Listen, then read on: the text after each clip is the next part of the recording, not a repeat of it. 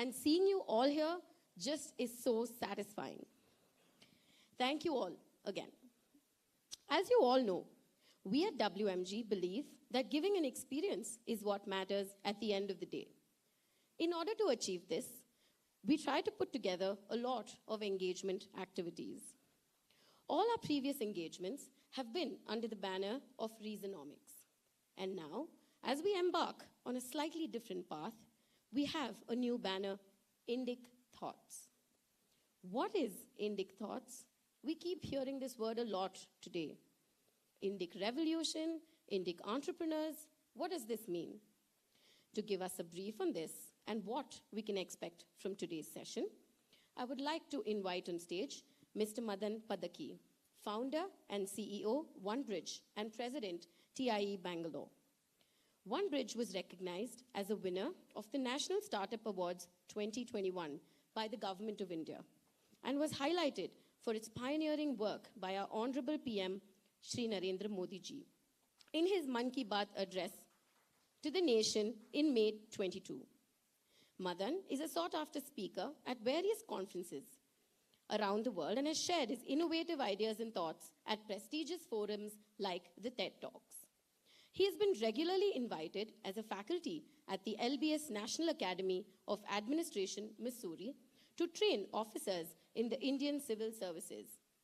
He serves on various committees in the Ministry of Rural Development on Women Entrepreneurship and co-chairs the Karnataka Skills and Entrepreneurship Task Force. We welcome you, sir, to kindly deliver the opening remarks. Thank you, Anaga. Good evening, everybody. Okay, maybe it's easier here. Yeah. Good evening, everybody. Thank you, Rajesh and the WMG team for inviting me here. I was just saying the only two magic words I heard was Vikram Sampath, and I said I'll be there. And I don't want to take away any time from the conversation that we have coming up now. And really eagerly looking forward to that, Vikram. Recently we have the same alma mater. Both of us are from SPJ in Bombay. The college invited me to deliver a talk on entrepreneurship and the entrepreneurial lessons I've learned. And I was trying to create a framework for the lessons that I have learned. And I was trying to frankly look at a variety of frameworks, Howard, Babson, Stanford, etc. And then suddenly it hit me that why are we looking so far and frameworks that have existed only barely for a few decades or perhaps a century. We have a 5,000-year-old wisdom in the form of the Bhagavad Gita. And I ended up doing a talk called Entrepreneurial Lessons from the Bhagavad Gita. And it was so fascinating to kind of look at the Gita from the lens of an entrepreneur, right? What are the principles of Swadharma, the Sthita Prajna principles, the Karma principles, the principles of Shraddha. And when I was applying these lessons to my own life journeys, a lot of things popped in my own head and a lot of clarity emerged. I've been mulling on this for several years now. In fact, I've been fortunate to be a part of one of IIMB's, any idea which is IIM Bangalore's most sought after elective for the last, 8, 10, 12 years. It's an elective, so as an IIMB student, you are given 1,000 points to choose electives amongst many. And there are many students who give all these 1,000 points on one elective. You can choose multiple electives. They want to make sure that they're in this elective. Guess which one is that? It is run by Professor B. Mahadevan, and it's a course called Bhagavad Gita and Management Principles. That is, for years, has been the most sought after elective in IIM Bangalore. Right?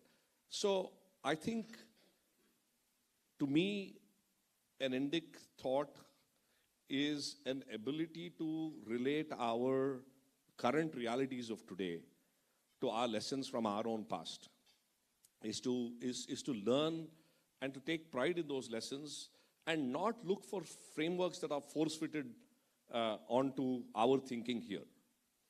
Right? I work in about 15,000 villages through the enterprise that I run and through another 100 districts through the nonprofit that I work with.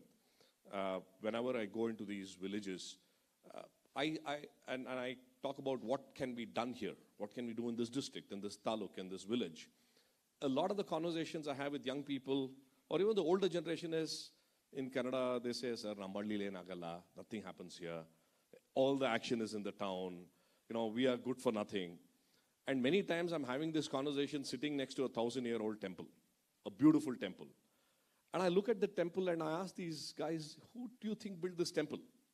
Right? It is some folks from here, from this village, from this tehsil, from this district who build these temples.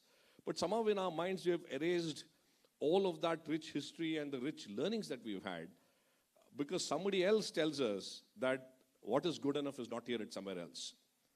So especially from the Bravehearts and the stories, I also believe that all of us need to be able to encourage and figure out a way in which we can unlock the rich history and the stories that exist in each of our districts, taluks and villages, right? And take lessons from that and figure out models of living and livelihoods that incorporate these lessons rather than living somebody else's swadharma, right? I think that's the thought process. I'm glad to see, wonderful work. I'd heard so much of Professor Sai Swarupa here, and it's wonderful to see her in conversation with Vikram. Vikram needs no introduction. All of you have a copy of the book. I don't want to waste time getting into the myriad details, but Vikram, one of the questions I would love to, as you get onto the journey here, is how did a BITS Pilani engineer and an MBA from SP Jain with thousands of treaded on the usual path of the usual corporate careers and some of us wandering onto entrepreneurship, the last 15 odd years has been brilliant where you have excelled as a researcher, a historian, an organization builder, galvanizing thought leaders along the way and carving your own path.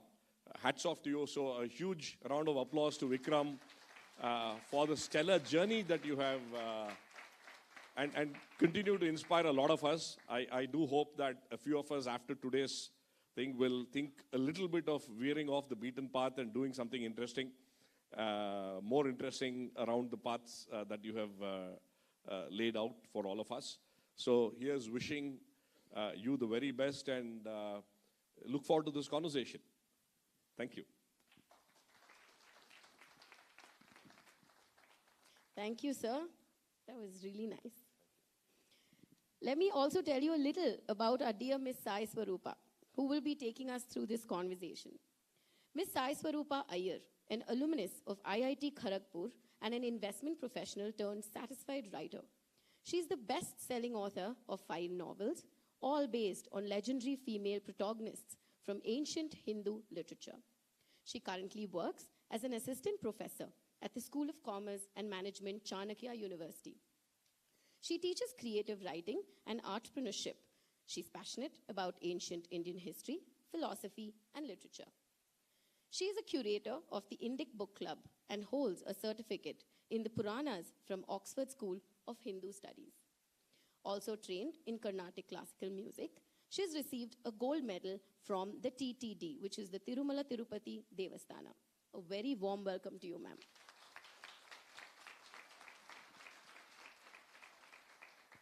To give us a good understanding and take us through this conversation of the Indic Thoughts, I now call upon both Dr. Vikram Sampath and Ms. Sai Swarupa to kindly take their seats on the podium. I request Rajesh and Shrikara to kindly escort them. Just one other thing. You have all been given a card which has space for questions. You may make note of them during the session and may hand over the same to us. Please be rest assured, all your questions will reach them and a few will be taken up for the Q&A session. Thank you.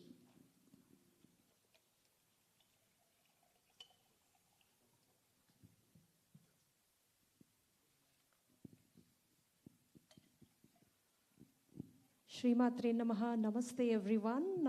Very warm welcome and so glad to see entrepreneurs, business leaders, investors gather for some great lessons from our history written by none other than Vikram Sampath. I've been a great fan of his writings and yes, I can't get to wait started. Vikram. So I have the same question that Madanji asked, you know, the way your journey panned out, technology, management, institution building, and history. And what is about technology management that is so attracted to history, because it's true on my side also. And it's true from their side. Very good evening, everyone. It's really, really so heartening to see a room full of people from the corporate sector with this amount of keenness and interest in something that is otherwise dismissed as a dry, boring subject. And to meet in a hall which probably, reflects that historical glory, the Vijayanagara Hall, which we were marveling, the pillars that are there here, quite reminiscent of the temples of, say, Hazararama or so on in Hampi. I must honestly confess, I feel like a schoolboy an errant schoolboy who's come back to face all his teachers, because all of you being in finance, and I'm a renegade who's run away from finance, and after having been in the corporate sector for a couple of years, 9-10 years, which was quite a soul-sapping experience personally, my journey into history was completely, as I describe it, serendipitous. It was not planned. I think sometimes the larger forces of nature, destiny, God, or whatever that you think of, that you surrender to, that leads your path, and that is. And they chose the right person. They always choose the right people. Thank you for being kind.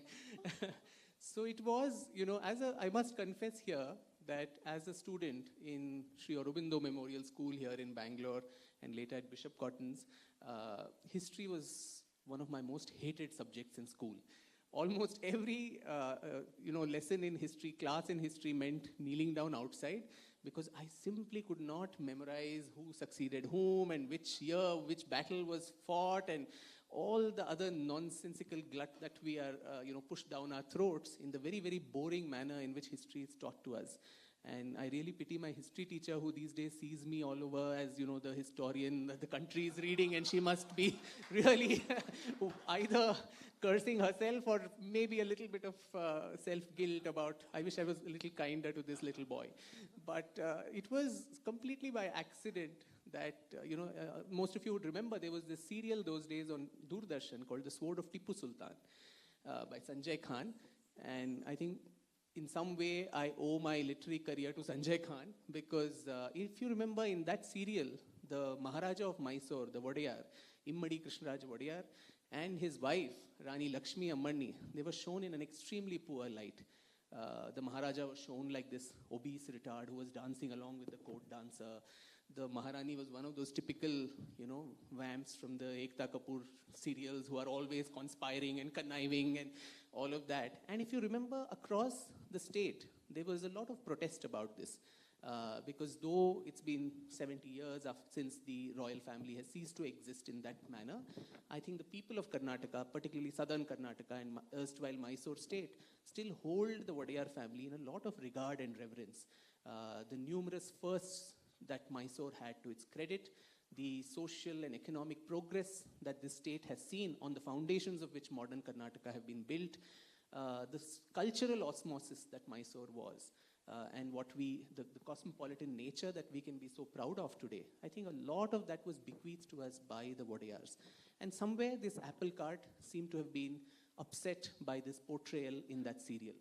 And as a child who, as I said, was kneeling down outside class, there was something in that serial and the protests that kindled the spark inside me, saying, I need to find out the truth behind this false portrayal. And I must mention here, it was never with the intention that this will become a book someday, or I'm going to write a book on the Wadiyar family. It was just a journey of discovery, self-initiated, self-motivated, more importantly, self-funded initiative, where every, vacation meant going to Mysore. We had no connection with Mysore at all, on neither my mother's side or my father's side, but my poor parents, every vacation meant going there, meeting members of the royal family, going to the palace archives, libraries, initially just about that particular king and queen. And then this madness actually continued for 10 long years, even as I was doing my engineering at BITS Pilani and then my MBA in finance from SP Jain, but this Mysore bug had bitten very deep. And after collecting so much of information, the Wadiyars were one of the longest ruling royal houses of India. They ruled for 600 years.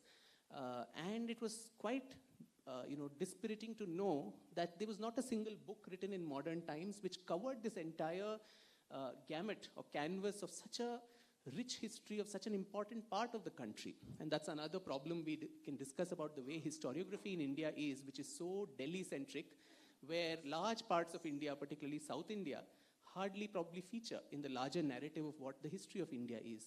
So there was this quote by Toni Morrison which said, if there is a book that you want to read and it hasn't been written yet, you must be the first person to write it. So, so that was what inspired me, that after 10 years of gathering so much material, a lot of well-wishers then advised me that why don't you put this all together in the form of a book. And that's when, even while I was working in the corporate sector, in G Money and Citibank, and the city never slept, it never allowed us to sleep either. But despite that, that was when my first book came out in 2008. And so, as I said, serendipity and surrender to a larger force that probably guides your life, that was what led to the start of this journey. And then one led to the other, the next book on Gohar Jan, who was the first artist and woman of the subcontinent who recorded her voice on the gramophone in 1902. Again, totally forgotten, nothing known about her. Though she was from Calcutta, she died in Mysore as a state guest of Nalvadi Krishnaraj Wadiyar in 1930. So her story became a mad obsession. And so one after the other, it followed. And at some point, once the book started taking off in a manner that I didn't expect it to, I think I got the gumption to leave my corporate job, where every day I was looking at Excel sheets and wondering, am I going to die one day just calculating profit and loss of some American company? But yeah, thankfully, very few people probably have the blessing to actually make your passion your career. And I think I'm extremely grateful to the universe for granting that. And we are extremely grateful too to have blessed a historian like you. And now we know that the historian Vikram Sampath was born much before the engineering or management corporate Vikram Sampath, who had a short stint, fortunately. So yes, it's surprising to know that when I was imagining that you were from Mysore or somewhere closely connected to the royal family, or because the book on Mysore royals is so passionately written. One can see the personal connection, in each of those, that content. And I also heard the Mysore, the Wadiyars were also Nayakas under Vijayanagara, if I'm... Yes. In fact, the name Wadiyar itself was given to anybody who was the lord of 33 villages. That is all that they owned initially. Since the time the dynasty was started by Yaduraya in 1399, till 1610, when Raja Wadiyar assumed the throne in Srirangapatna and actually made it an independent kingdom, which broke away after the Battle of Tallikota and the decline of Vijayanagara. But till then, they were vassals of the Vijayanagara Empire, like the Nayakas of Madurai, of Tanjore, Keladi, and all these places, and later became an independent kingdom. That's nice. So just moving your journey a little forward, writing about Savarkar, right? I remember meeting Vikram in London, which, when he had come there to do his research, and I just got to know how deeply he goes, how rigorously he goes into all those primary sources archived in London, if not in India. So one thing is the historical rigor, that had been sadly missing in the mainstream narratives, or we shouldn't call them mainstream now, but in the erstwhile narratives. And then swimming against the current, because Savarkar, I think a section of intellectuals worked overtime in branding Savarkar, towards the, with a label that he didn't deserve. That's an interesting question, because Savarkar, again, I think is a historian's enigma. And here is a man who died way back in 1966. And as late as 2 days ago, he raises heckles in today's Indian political discourse, where his portrait comes up at the Belagavi assembly session. Few weeks ago, Rahul Gandhi made some comment about him. Then there was again a furor. Every now and then there are defamation suits filed by Savarkar's grandnephew against members of the Congress. The Prime Minister goes to Port Blair and pays his obeisance to this man. State governments spend valuable public time, money to decide whether his name should be prefixed by Veer or not, and all these kind of meaningless debates. But in the midst of all this noise, if a young person today, a young Indian man or woman, wants to know what is this noise all about, who is this person, what did he stand for, and why is all this noise happening? The last biography of Savarkar was written only when he was alive, in the 1960s by Dhananjay Keer. And Dhananjay Keer was an acolyte, so a lot of it passes off as hagiographical content also. So from then till now, while this is a person who intrudes today's contemporary political space like few other characters of the past, whose name even makes it to election manifestos, whether we'll give him a Bharat Ratna or not, there's so little academic evaluation, there is so little scholarship or interest, other than rhetoric, other than preconceived ideas for and against, and I would blame both sides of the spectrum, even those who eulogize him beyond a measure, who have really not read about him.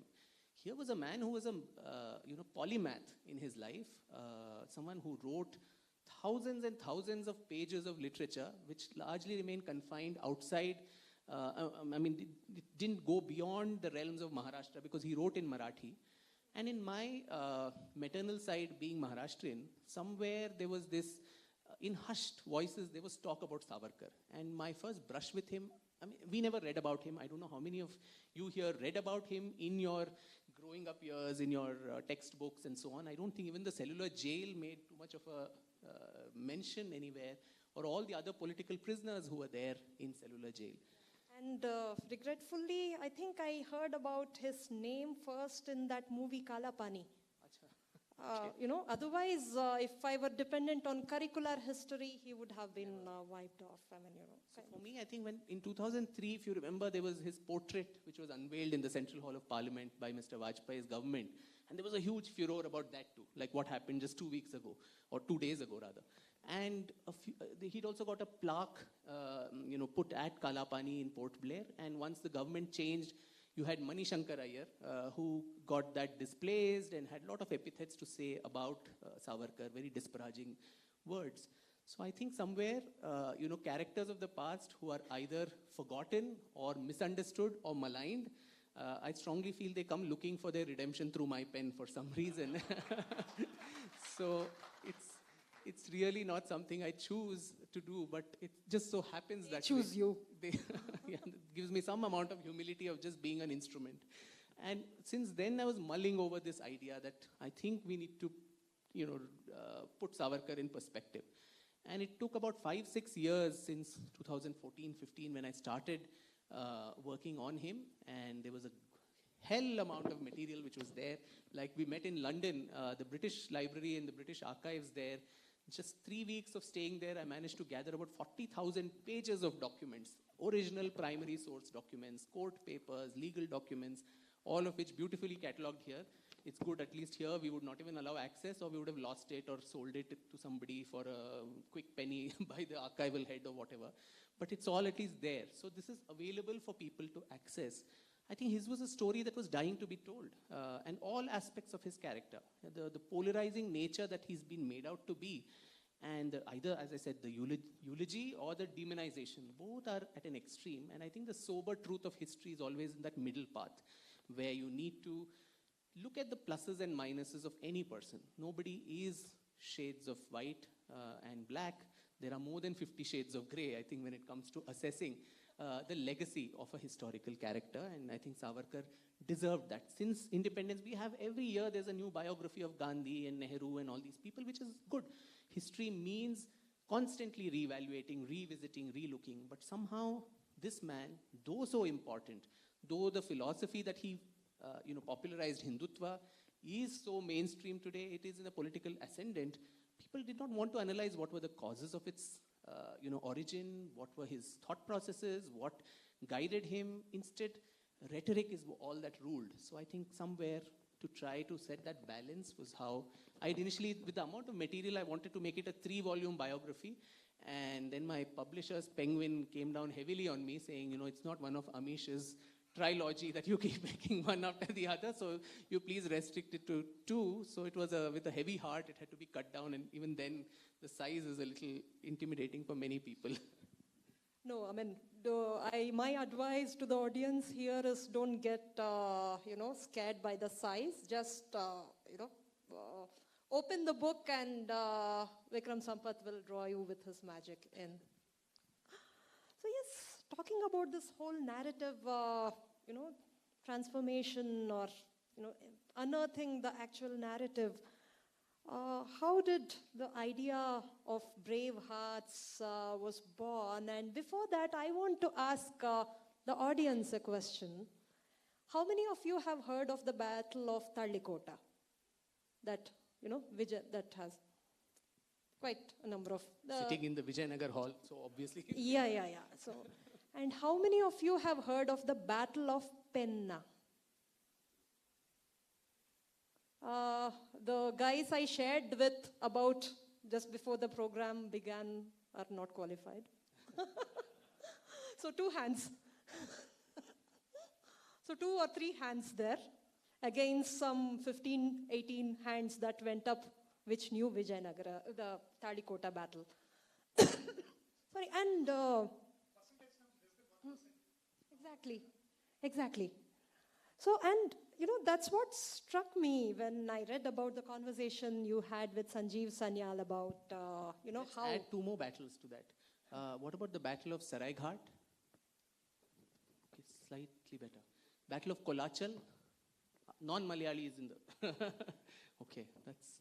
And the Battle of Debal that you mentioned where Chacha...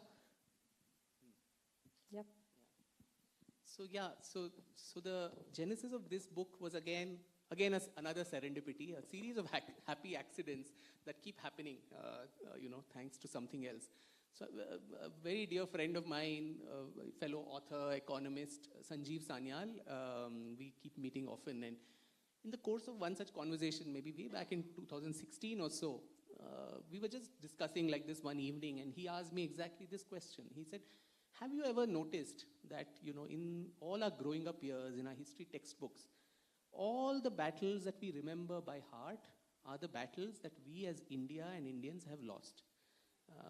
Right from the myth of that Aryan invasion theory to the, Battle of Hydaspes, where Alexander and Porus, India lost.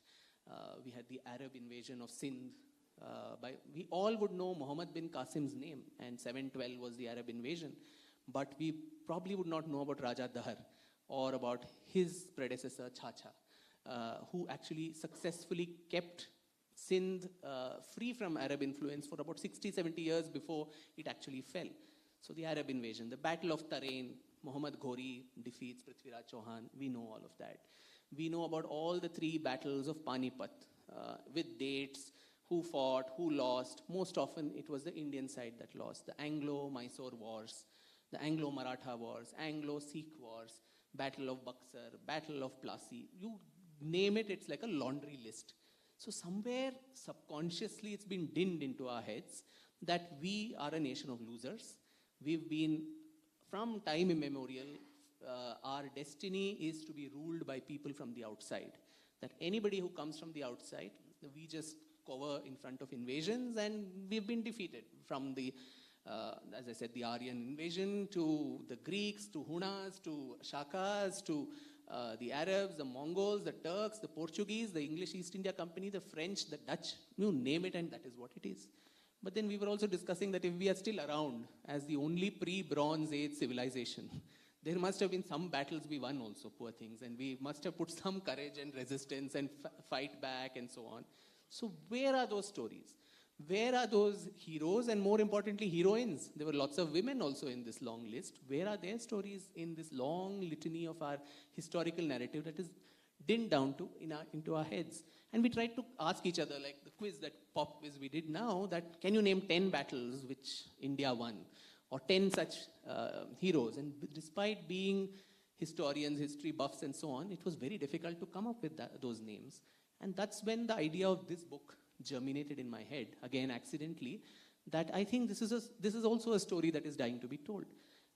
And coupled with this, several other problems as I saw it in the way Indian historiography, it has numerous problems, but then some others which are very rife, what I alluded to in the first answer, that it's highly, highly Delhi-centric. Everything about India is somehow conflated. The story of Delhi conflates to the story of India. For obvious reasons, it's a political capital, all the big wigs are there and all of that. The media attention is also so incommensurate. I've constantly said that the Northeast or Assam can go down under floods. Bangalore can have so many problems that doesn't make so much impact in the national media as some MCD polls. It's a municipal polls, for God's sake. That doesn't have to become national news and people debating about it. We don't even care. For the last 2 years, we don't have an elected council in the BBMP. But this becomes so important. Some fellow throws something on somebody in some JNU or some small little university, which is just one other university among 800 universities. But that becomes national news. So similarly, in history too, we all would be asked to learn by rote the succession lines of the Tughlaqs and Khiljis and Lodhis and all of these people whose, I think, contribution to this country or our civilization is quite negligible, barring a few, architectural structures here and there. And they were bigots and marauders and invaders largely. But we still have to learn about them. But if we ask a young child, if we ask our own children, can you name 5 Chola kings who ruled almost for 1,000 years? Or go to the Northeast, again a black hole. We don't even know what are the, even now, even in our growing up years, right, when we would mark it on the map, I don't know how many of us would actually know how to demarcate all the 7, now 8 states of the Northeast with their capital. It was just beyond Bengal, it was just one black hole, which we didn't understand how these people lived. But these are 8 very different, vibrant societies, indigenous communities. The Ahoms of Assam, again, like the Wadiyars, ruled for 600 years. But do we know the names of 1 or 2 Ahom kings? We wouldn't. But Ibrahim Lodi or Bakhtiyar Khilji, Muhammad bin Tughlaq, these are all, they immediately ring a bell. And the Mughals, of course, get a lot of attention, even in the way our textbooks are written. So that was another thing that I tried to balance out in this book. The 15 people I chose them from across India, particularly regions which are neglected by the larger mainstream, what is called mainstream historiography. All of this is clubbed as regional stories. If you go to the NCERT book 2, Cholas, Pallavas, Pandyas, Shatavahanas, all these people are disposed of in one map, saying this is where they ruled and so on. And these are regional stories. Chota mota idhar udhar ka, some empire. What is mainstream is 3 chapters on the Mughals. I'm not for one saying, remove anyone or excise anyone from our history. A lot of claims, even in our state, Tipu Sultan should not be a part of the textbook. I think that is foolish. You can't choose your past, whether you like it or not. You have to, the good, bad, and the ugly of the past, you have to let your next generation know. But there has to be a commensurate representation of all parts of India.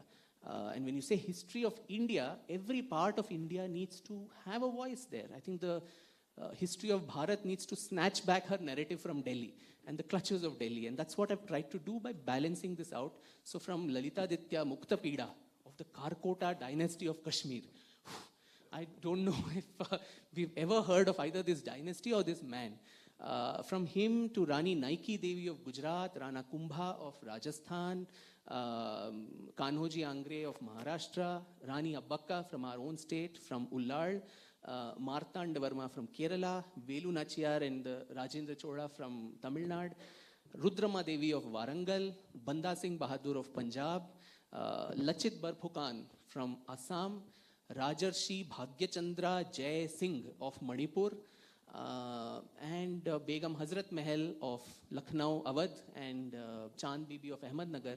These were the 15 people. Thank you.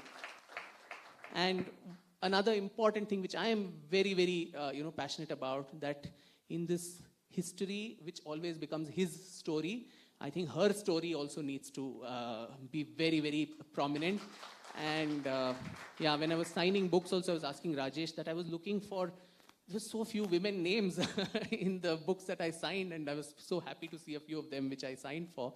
So 7, at least here there is no women's reservation bill needed. In this book, out of 15, I thought 7 need to be women and 8 men in the narrative. That's wonderful account.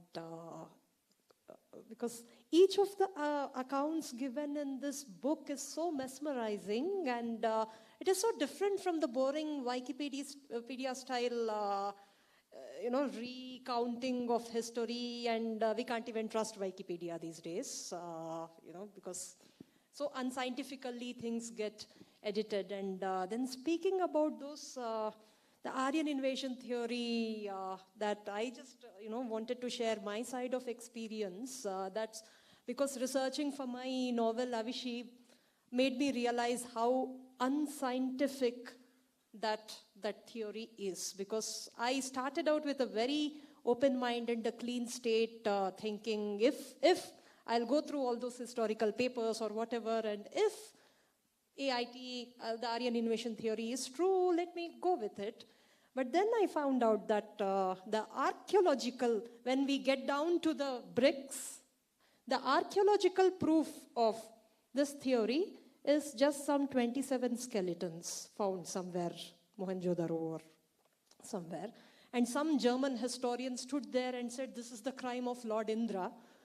And that became that actually became an academic statement. Okay, Germans, I don't expect Germans to do justice to Indian history, but what the hell was wrong with our historians that they totally lapped up that, that side of the theory? So, it's the unscientific nature of the so-called Delhi-centric narratives is so striking, and that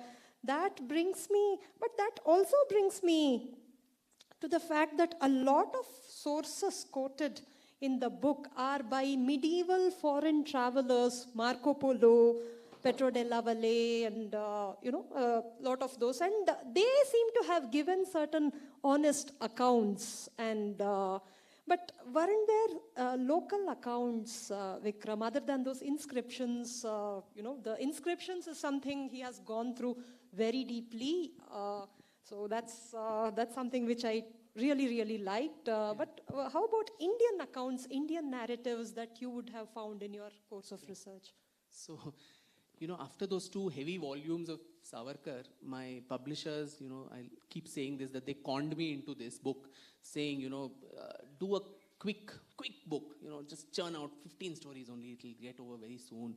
You can write it, it should be thin, people can pick it off the airport bookstore and read it over a flight, and not use it as dumbbells during the lockdown period, which is what I think those 2 volumes helped many people with. So I got conned into it. I said, yeah, I think this is good. I also need a little bit of a break. But little did I realize that it would be 15 times more difficult than Savarkar, not for the length of the written material, but just access.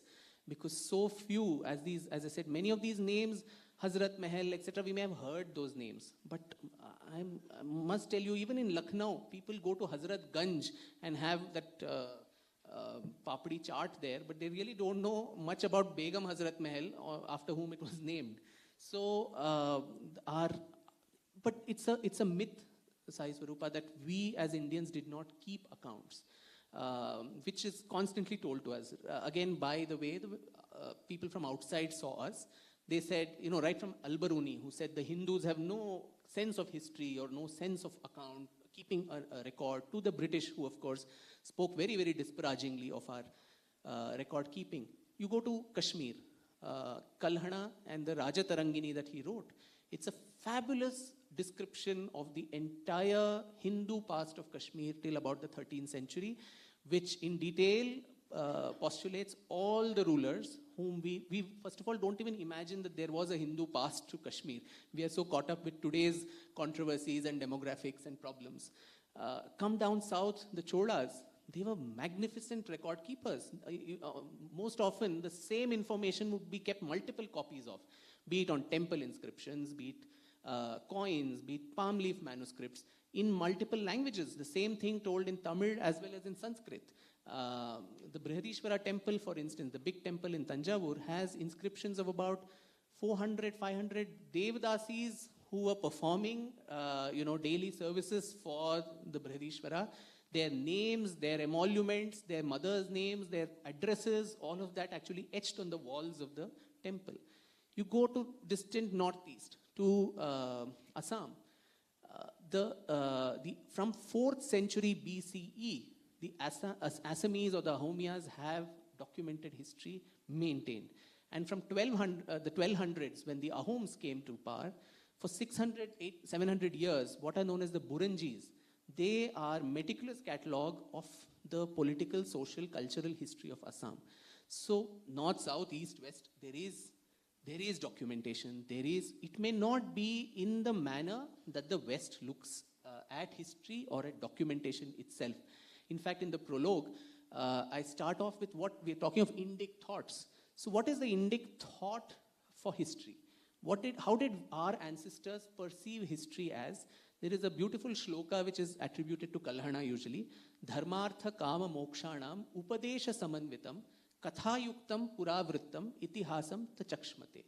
The puravrittam or the narratives of the past told to you in a kathayuktam or a story format with an upadesha samanvitam. There has to be a didactic element. There has to be a moral fabric, an advice to society, how to live life, all those type of things.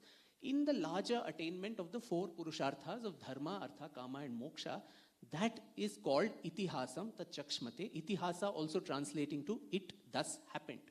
And so our Puranas, the Mahabharata, the Ramayana, all of them are termed as itihasa. In that there is a lot of fantastic stories. There are a lot of tales of asuras and yakshinis and gandharvas and all these, even Kalhana's Rajatarangini, all kinds of fanciful stories are there.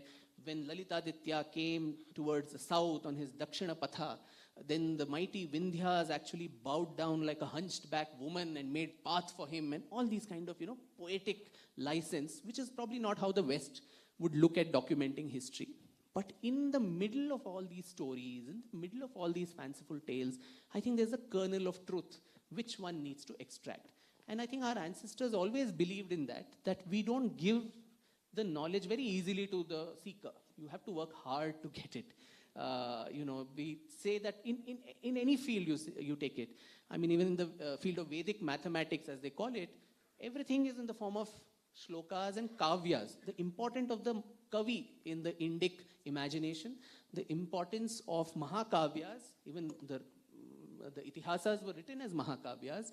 So was Rajatarangini, all of that. So mathematics is also that way, history is also that way. We say the Sulba Sutras inspired Pythagoras' theorem, but if you actually go there, directly it will not be told to you a square equal to b square plus c square and the right angle and hypotenuse square. All of that easily will not be told to you. There will be some poetry, and from that you extract the kernel. Now for those of you, I know Sai Swarupar is also into Sri Vidya practice. So for those of people who are into the Shakta tradition, even the pinnacle of the Shakta tradition, which is the Panchadashi or the Shodashi mantra, it is not given directly, but someone who knows it, if you take the Lalita Trishati and you take the first syllable of every bunch of verses and you join all of that, you actually get the Panchadashi. So it's all like a puzzle that you need to work, but no one's going to come and tell you that directly. You discover it in the process. So same way even with history. But we've always derided it. It's not got its due the manner it needs to. So I think India, our ancestors, we always had a very unique philosophy on every aspect of life. And so also history. And now the time has come to at least investigate. We may dismiss it off later saying this is also yet another bunkum or whatever, but at least let there be that effort to study, to reinterpret these.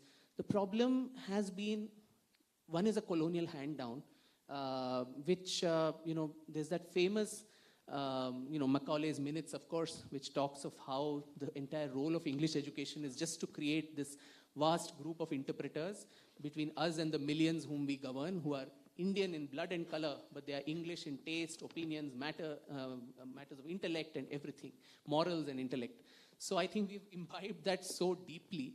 And we've also been constantly told that. There was John Stretchy, who was the head of the civil administration, ICS, Imperial Civil Service, who in his lectures, the first thing he would tell the students, aspiring civil servants, including several Indians, the first thing you need to know about India is that there never was and there never is an India.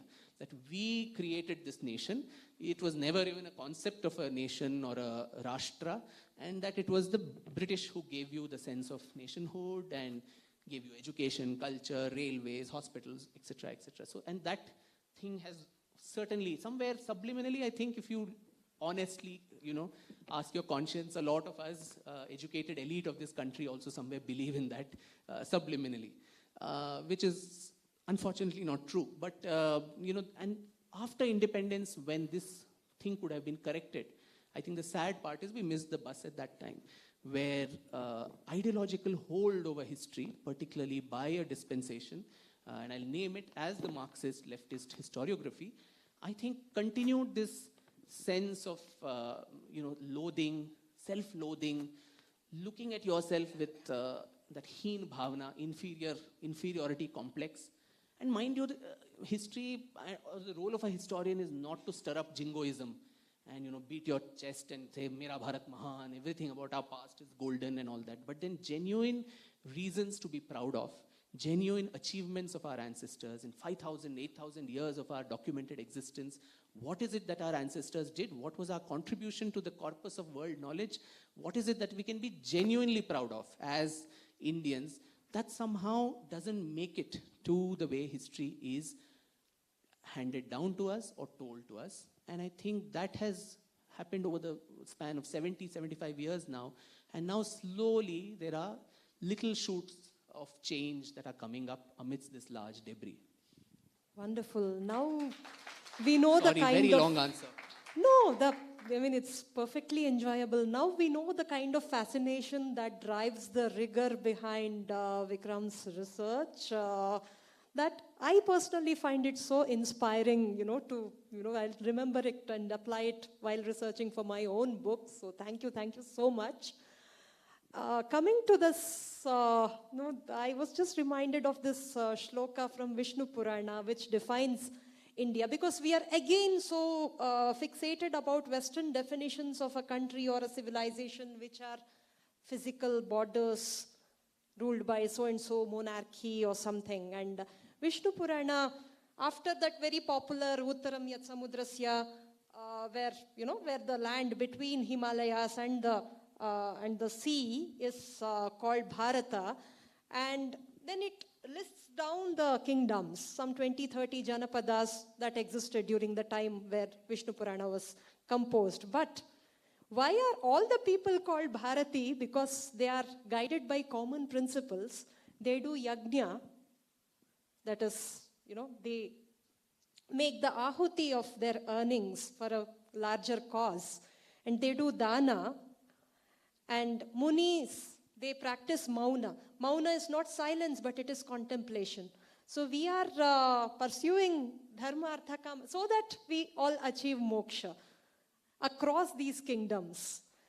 And, that made me wonder, slightly off note, one of my colleagues at my university, he's into international relations, he keeps attending these strategic conferences.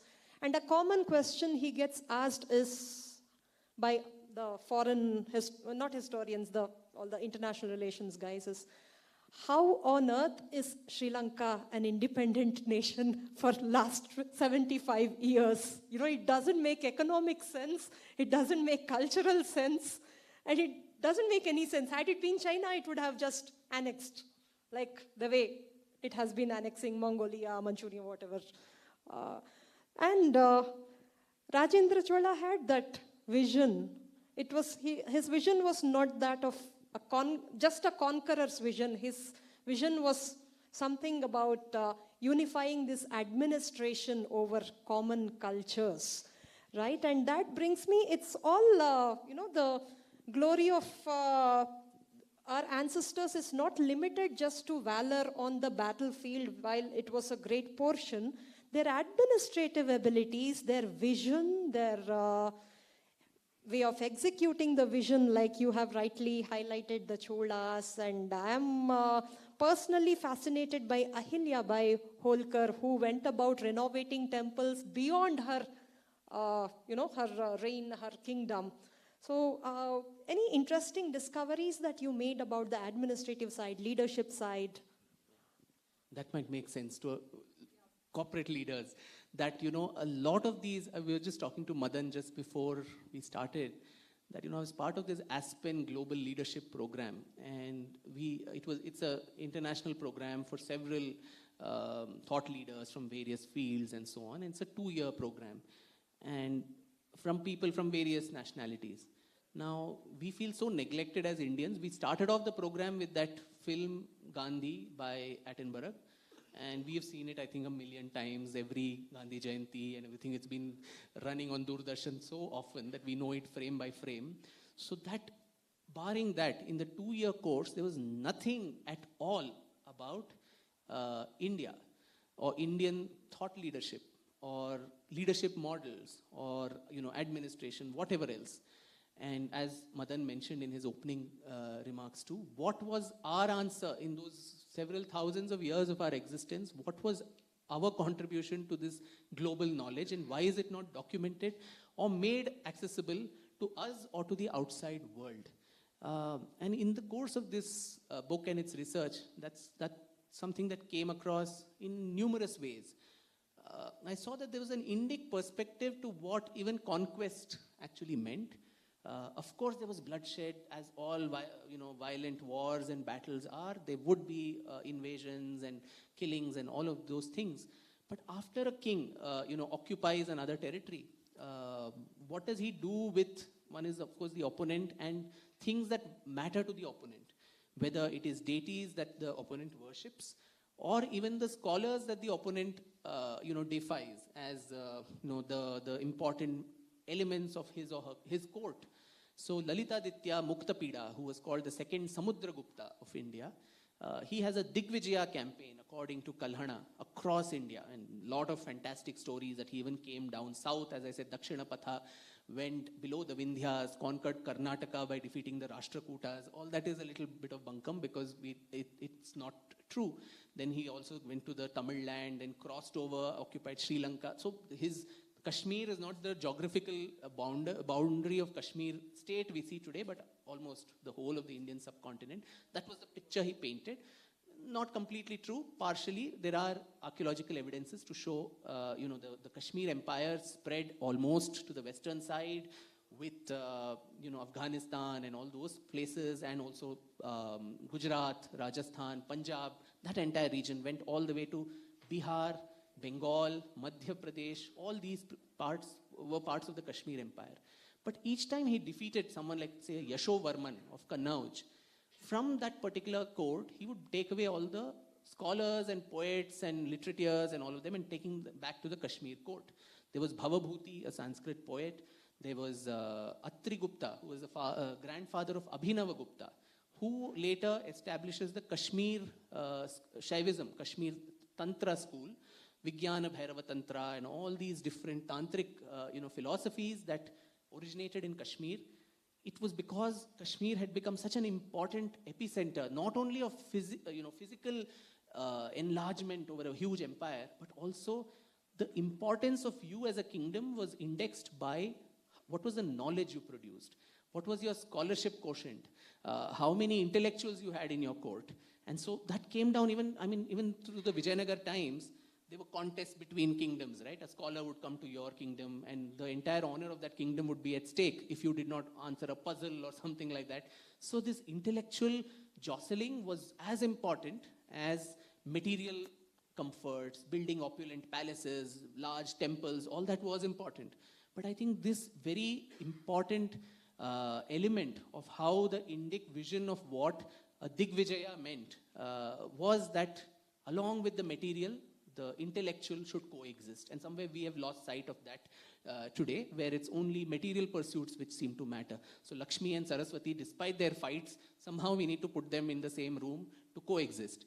So that was something that our ancients tried and achieved.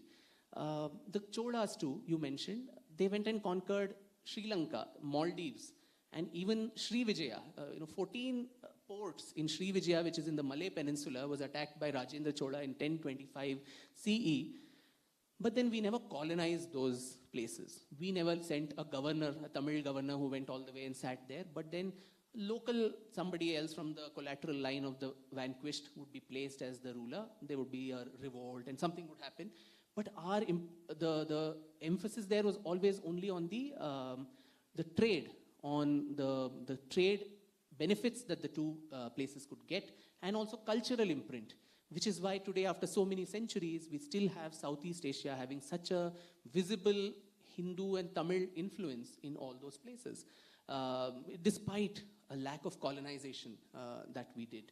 So there are a lot of these, I think, very important frameworks. You mentioned Ahilyabai Holkar. Again, a fascinating story of a young woman who did not come from a royal family. In fact, her father-in-law, Malhar Rao Holkar, he himself was from a shepherd community, later rose in ranks, became, the apple of the eye of the Peshwa, and he got the region of Malwa and Indore.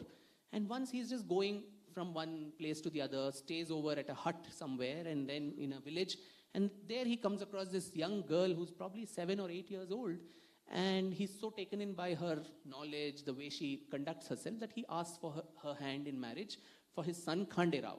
And then he gets her married and brings her back to Indore.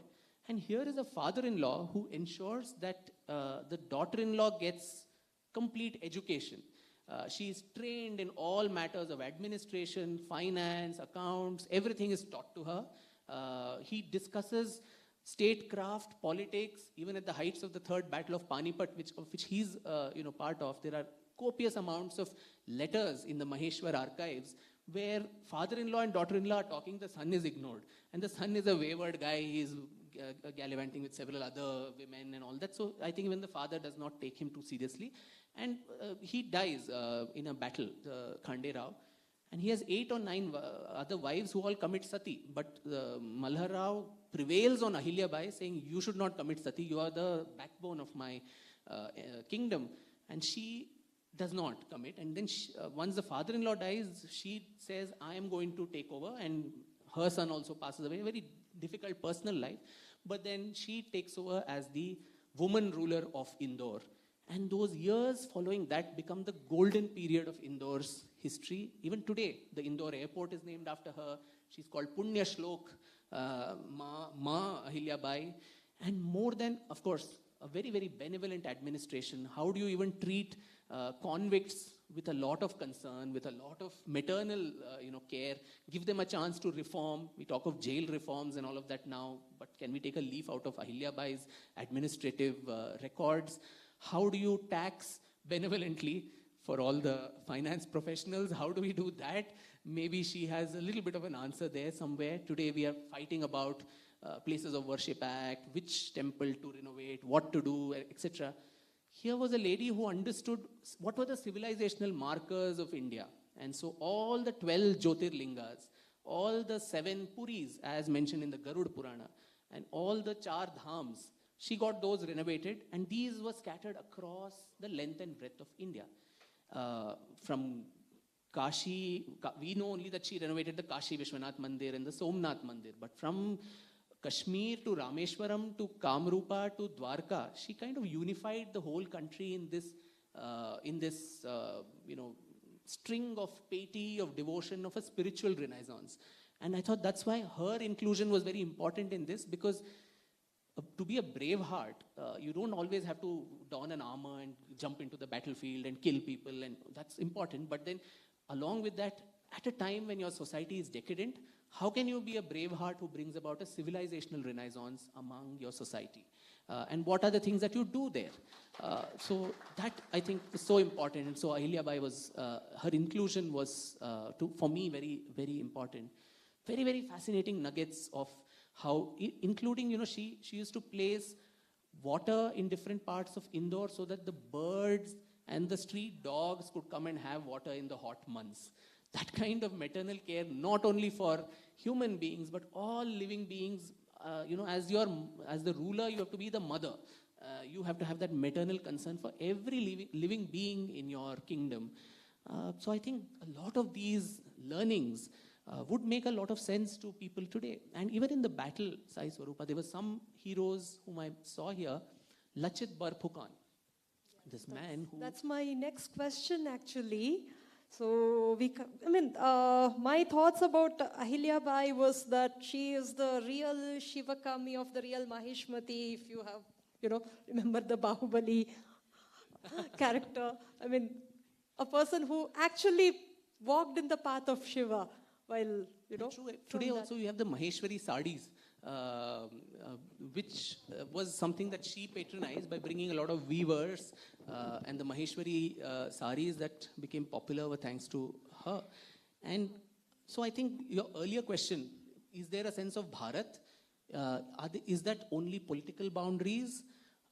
What I think Adi Shankaracharya did some 1,000 years before her, she did it in a different way. Adi Shankara also was from the small little village in Kerala, Kaladi, and then he, I think, passed away in his early 30s. And he could have just remained in his little village and done whatever philosophy that he did. But he went across the length and breadth of India, and his campaign also, mind you, was called Digvijaya.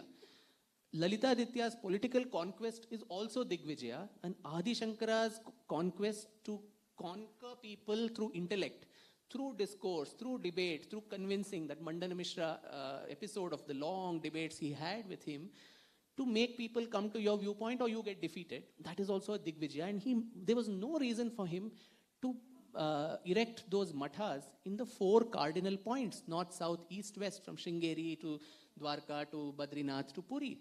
He could have just remained in Kerala. And then he establishes the final Pitha in Kashmir, which is the Sarvagnya Pitha, or the all-knowing Pitha, with the presiding deity as goddess Sharda, and the script is also Sharda there. So highlighting that this landmass, Uttaram yat samudrasya, himadraschaiva dakshinam, varshatat bharatam nama, bharati yatra santati. So that landmass has a sacred geography and a civilizational consciousness which goes beyond political borders. Now, political borders will keep changing. 5 years ago, Andhra Pradesh was one. Today we have Telangana, Andhra Pradesh. Uttar Pradesh was one. We have multiple things there now. All of that. USA was not what it was 300 years ago. And it is different now. India itself had different parts of the subcontinent before 1947. So political borders can keep on changing, but civilizational consciousness that this is one nation, and as our ancestors saw it. And each time Shankaracharya went to these places, he was not faced with opposition saying, you're coming into a different country. How dare you enter? You are from Kerala, so you cannot come into Assam. This is enemy territory. There was that commonality, and which is what perhaps Ahilyabai 1,000 years later understood and reinvented that wheel, so to say, bringing together. We were, by then, she was in the 18th century, at the heights of, British colonialism was just setting root. We were losing battles and all of that. In the middle of that, how to resurrect ourselves civilizationally. I think that is what she attempted. Yeah, in these days where sustainability is the new buzzword that the West has discovered, I think we had someone who was practicing it and, causing transformation in those times. And also, I was struck by Lachit Borphukan and, another ruler Banda Singh Bahadur, right? And these are the two, like Ahilyabai Holkar, they did not have a royal background, and they built from, nothing, built from scratch, and they left this mark on history. So how was their trajectory? And also it kind of defies some of the erstwhile narratives that it's, caste and, what all that. Upward mobility is not possible. Yeah, something like that.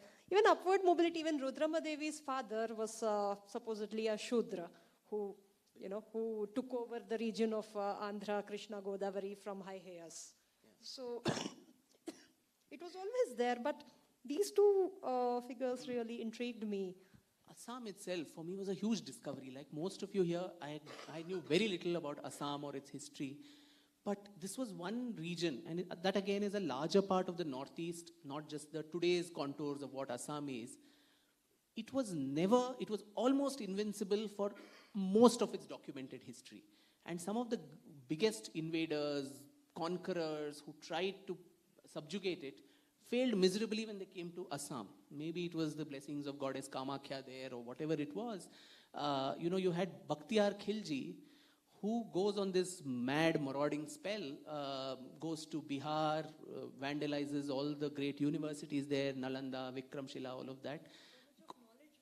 Yeah, I mean, when Nalanda burned for 6 months, apparently manuscripts kept, the smoke kept going up for 6 months. That amount of knowledge lost there in just that one plunder. And then he occupies Bengal. Then he goes to Assam. And he thinks now this is one small little place. It was called Kamrupa then. And so we'll occupy it. But when he goes there, the king there follows this thing, this policy of scorched earth policy, where you burn all the vegetation and dry up irrigation, water bodies on the way, so that the enemy forces are starved and also thirsted. So it came to such an extent. He came with about 12,000 soldiers, horses, all of that to Assam, and this is the early 13th century, and they didn't have anything to eat and drink, and they didn't realize this kind of resistance. And then he literally had to kill some of his own horses, eat them to survive. Even that was not enough. Then they hole up in a little temple ruins, and before they realize, the Assamese are making a stockade around the temple. And that's when, in fright, Bakhtiyar Khilji runs away from Assam, who has had so many successes till then. But these people also, the other problem with a lot of Indian warriors is what Savarkar used to call as Sadguna Vikriti. You unilaterally follow all the great ideals of warfare. After sunset, we will not fight. We will not attack, unarmed. We will not attack women, children, disabled, old people, all these people. We will follow all the unwritten codes of ethics of warfare. There's no book which tells that, but it's understood right from Mahabharat times. Once the Shankhanad is over, the war is over for the day. And if there's a retreating enemy, we will not attack them. But what Savarkar said and was actually, the reason. even during the Mahabharat time, there were instances where they fought through the night. Yeah. Thanks to Krishna and his other techniques there. But that's another issue. But so Savarkar's postulation was that we lost several wars because we unilaterally followed these great virtues, thinking someone somewhere is going to give us a medal for that. But we were the losers because your opponent is following none of that. Your places of worship, your women, your children, everything is par for the course. So unilaterally, if you are great, it really doesn't help anybody. But the Assamese, the retreating army of Bakhtiyar Khilji, maybe the Rajputs would not have fought with them, but they made mincemeat of them. So from 12,000, I think some 200, 300 managed to run, fighting for their life back to Bengal. So that spirit was there in the Assamese, the local, the subaltern, the underdogs who are constantly fighting. They just had a lot of timber in the forest. The Brahmaputra was there, so they used the timber to make boats. They understood what their strengths were. They would draw the enemy down to their area of strength and the weakness of the enemy. A very important, I think, case study, a management B-school lesson perhaps, that when David and Goliath fight, what happens to the underdog? How does the underdog fight? And that's what prevailed even during Lachit Barphukan's time, which was this 1640-50, that is the time, when a lot of western Assam was temporarily occupied by the Mughal forces. First by Shah Jahan, he sends Mir Jumla to occupy it, and then Aurangzeb, of course, comes with. He sends one of the largest imperial armies of the country then, under a Hindu ruler, against Hindu, kings of the Ahoms in Assam, Raja Ram Singh of Jaipur, almost like, to give him, it's like a punishment posting. There was apprehension that Raja Ram Singh had helped Chhatrapati Shivaji Maharaj escape from the Agra prison. So he had to fix him somewhere. So he sent him to go there. Those tribals will kill you anyway. And if you get some positive results, then that's a plus for me only. So he sent him with the largest army that goes there. And the kind of things that I discovered, the way the Ahoms built their army from scratch, how this national fervor of in every little, every person, from the gardener to the cook to the ruler to the military general, everybody had to have only this single-minded focus of how do we protect our honor and get back our kingdom that we have lost. So that was something that Lachit Barphukan, he was not a king, he was the general, army general of the Ahom Raja Jayadhwaj Singha and then Chakradhwaj Singha, two names of Ahom rulers, which we can, probably flaunt when someone asks us. So this man rebuilt this army, and what happened in the Battle of Saraighat in 1671, where this mighty Raja Ram Singh's army was completely devastated by playing to your strengths and to the detriment of your enemy's shortcomings, using naval strategies which they did not know of, using all the forest and all of that which you knew better of, and then throwing them out. And Raja Ram Singh never returned, and Assam by and large remained independent. Similarly, you had Banda Singh Bahadur, who establishes the first ever Sikh state, a disciple of Guru Gobind Singh. The kind of tortures that the Sikh gurus have endured. We don't talk about that too often, from Guru Tegh Bahadur to Guru Arjun Dev to Guru Gobind Singh. I think in next 2 days or something, there is this martyrdom day of Guru Gobind Singh's two young sons, Zorawar and somebody else, I forget the name, who were actually Diwar mein chunwa diye gaye the. Live, they were etched inside the wall and killed by the Mughal. Yeah, 7 and 9-year-old, only because they did not agree to convert. So Banda Singh Bahadur, who is again, his story is quite fantastic. I'd let you read it. I won't let out this thing. But he takes it on himself to avenge all these insults to his gurus and to the faith. He's actually a Hindu initially, later becomes he's a tantric, he's a mystic. He's so taken in by Guru Gobind Singh and becomes his Banda. And then goes on this, again, motley crowd of Sikhs from all over today's Pakistan, Afghanistan, Punjab, that area. And they vanquished the mighty Mughals during Aurangzeb's time, post that, and with all the confusion in the Mughal succession lines after that. And they established, 70 years before Maharaja Ranjit Singh established his empire, you had the first Sikh state, the first coins minted and all of that. So a lot of these stories, I think, as I mentioned earlier, how does the underdog survive, perform, and actually outperform the bigger power? I think these would make very good models and role models for several of us. That's very inspiring, and a lot of lessons to learn for the people in business, even people in education, to learn from the underdog. Maybe calling them underdogs is a disservice, because they are innovators, they are real grassroots innovators. And one more interesting thing you mentioned about the naval strategies of Lachit Borpukhan's army, and that brings me to the Wonder Woman Abbakka Devi of Ullal. I heard that her ships had the Italian technology, which was far superior to the Portuguese ships. And there's a local legend about her, which goes about saying she traveled in a single ship and destroyed a whole fleet of Portuguese. I think this is the second Abbakka,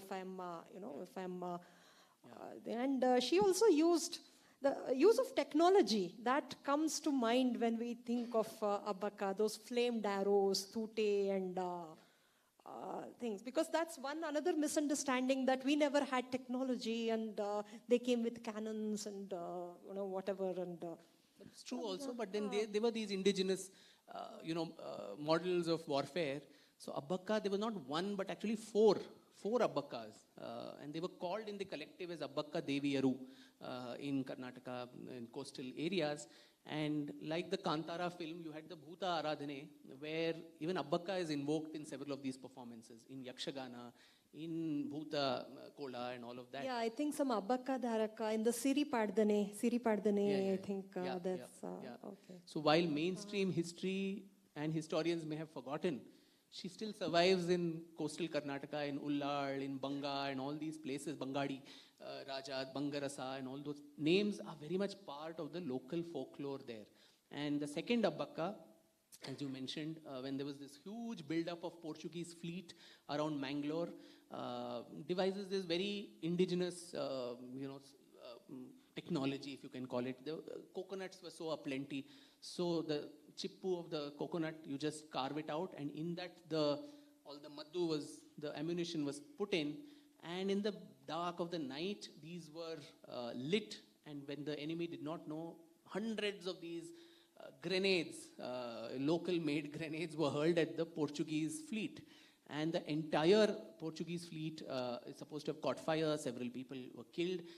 And why we know that this was a legit story is that we have a documented record that this story went all the way even to the Emperor of Persia, who talks about this in his court. And there's a man who's a traveler called Pietro della Vel, who's an Italian traveler, who hears this in the Persian court, and he's constantly traveling across the world like Marco Polo and others.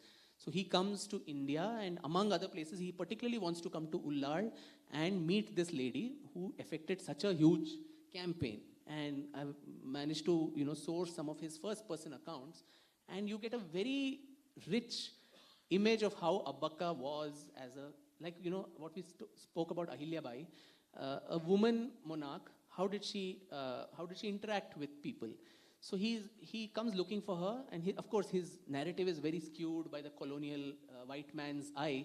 He was expecting some beautiful queen, and he says, "Oh my God, I was so dispirited to see this dark, corpulent, obese woman. She was not even wearing an upper garment, and she was walking with just 2-3 people with her in the bazaar, and few people were doing salam. And then suddenly she comes there. She says, 'Oh, this guy is a white-skinned guy. Who is he? What's he?' And she makes some inquiries.